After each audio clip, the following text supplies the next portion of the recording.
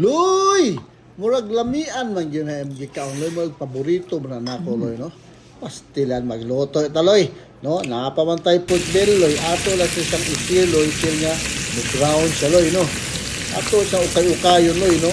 Dayon ini ka brown na niya loy, ato po nang kwaon na ang mga extra oil niya loy, no? Mga extra fat loy, kay dili na kinahanglan loy, kay maintunsis unya kana loy.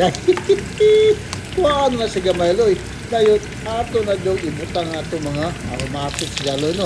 Yun na nato ang sibuyas bombay loy, no, o onions loy. Siyempre ukay-ukayon isunod po din ang garlic galoy, no, or ahos, no. Partner mo yun na sila loy duha, no. Partner yun na sila. Dayon ukay-ukayon na po loy, no. Tama niya ma-well combine yun na sila loy. Pastilan mo lang kakaunon naman kayo sa ano loy, no. Dayon butangan po nato og full peppercorn loy, no. Puntangan po natin na siya og soy sauce, pampalami, pampalasa po sa loy.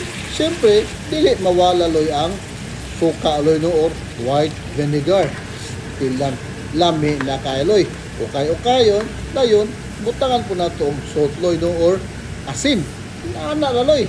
Og ang sugar loy, pampalami po, pampatamis, pampabalance po sa lasa niya loy, no, or sa iyang timplada loy.